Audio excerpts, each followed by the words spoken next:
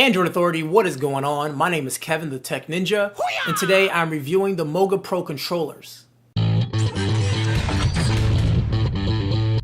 Once upon a time, far, far away in October 2013, I reviewed the Moga Pro gaming controller. I spoke highly of it, and it's still one of the best accessories that I've kept in my bag wherever I go. I even said it provided console-like gaming control on your Android device. Well, this holiday, Moga has geared up and brought us something new. 2 unique controllers. Does it continue its reign as the best Android accessory? Well, let's find out. First controller I'm going to talk about is the Moga Hero Pro controller. This is designed to be slim and portable, something that can be easily slipped into a bag or even your pockets. On the surface, the controller has dual clickable analog sticks, a D-pad, A, B, X, and Y buttons, L1, L2, R1, R2 buttons as well. So I know what you're thinking. Okay, Kevin, this sounds really great, but what's the big deal? Well, thank you, viewer. Let me tell you the big deal. Built into the controller, it has a rechargeable 1800 mAh battery. You can charge your device as you play. Also, this controller includes a LED battery life indicator so you can see how much juice is actually left. The big brother to the Hero controller is the Moga Pro Power controller, which is the newer version of the controller previously reviewed. This too has the D-pad, A, B, X, and Y buttons, shoulders, and triggers. And also, it has a rechargeable battery.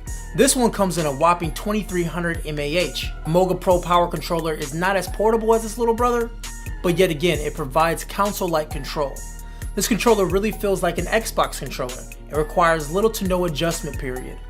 Due to the battery and the size of the controller, it's heavier than last year's model, weighing in at 251 grams versus 190 grams from last year. Both controllers are great in their own right. The Hero is shockingly small but really feels good in the hands. The controller is made out of plastic and the analogs are covered in rubber. The rubber on the analogs sometimes becomes slippery and tough to grip.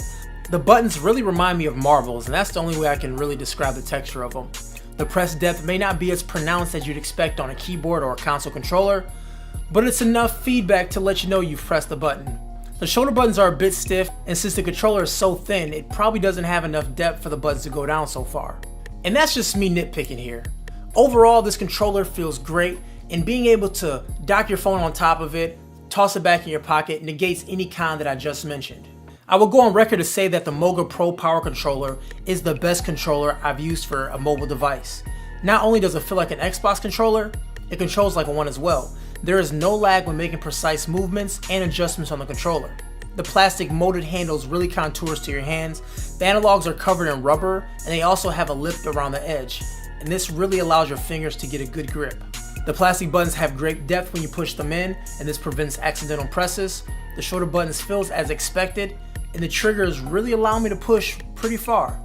Speaking of triggers, they remind me of the new PlayStation 4 controller. They're flat and wide and makes them easy to find. Both controllers provide a LED for battery life, an arm to hold your devices, and also an A to B switch. More on this later. The arm on this line of Moga controllers are 3.7 inches long, which can hold my Galaxy Note 3 with no issues. Last year's model had a 3.4 inches arm, and although it did hold the Galaxy Note 3, it became unstable and very wobbly. For some reason, if you don't want to have your phone connected to your controller, or you have a tablet, there is an optional stand that it comes with. It's a pretty basic plastic stand that flips out, and there's nothing else I can really say about it. When it comes to charging your device, both of these controllers come with their own internal battery pack.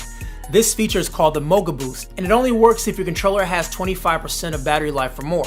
Also, the battery is shared, so this battery that charges your device is the same battery that keeps the controller working in the first place. The controllers will continue to work below 25%, but it no longer charges your device. To conserve battery on the Mogas, you can simply unplug it from the device. It's really tough to calculate the real-world usage that you would expect with this controller. It depends on too many factors: screen brightness, Wi-Fi on or off, how much power the game uses, what type of signal you have, and so on and so forth. But in my experiences, my Note 3 with the Pro Power charged my phone for about 2.5 hours, and around an hour and a half on the Hero controller. And that's a huge your miles may vary situation. Regardless if you get 1 hour or if you get 2 hours, knowing that you can charge your device while playing on the go in a slim portable compact device is a bonus feature. Just like before, to pair your controllers, you launch the Pivot application, which is found in the Play Store. It has a few things it asks you to do, like turn on Bluetooth and ensure the controller is on, and within a few moments it's paired. This pivot application acts like a Moga controller compatible Play Store. It shows you a large amount of games that your controller is compatible with, but I urge you to go out to the Play Store and see which games are controller compatible independently, because the Pivot Store does not have all the games on there that are controller compatible, only games that they've tested, and I have no idea how often the Pivot Store even updates this list in the first place. On the controller, you'll notice that it has an A and B switch. A is your primary mode of gaming, and B is HID compatible, so this tries to find a way to make the controller work on non-controller games. It's really hit or miss, but it's still a nice feature to have. Overall, I'm excited about the new line of Moga controllers.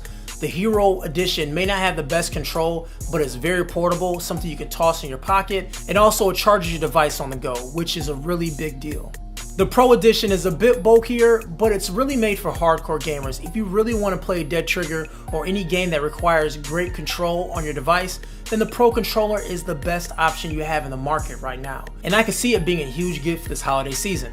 As you heard from the review, both controllers has their pros and cons, which is good. So you have a lot of options if you're looking to get something like this. As always, guys, my name is Kevin, aka the Tech Ninja. You can find me on YouTube and on Google+. And this is Android Authority. Make sure you drop a like below and go ahead and subscribe to our channel if you like what we do. And we are Android Authority, your source for all things Android. Take care.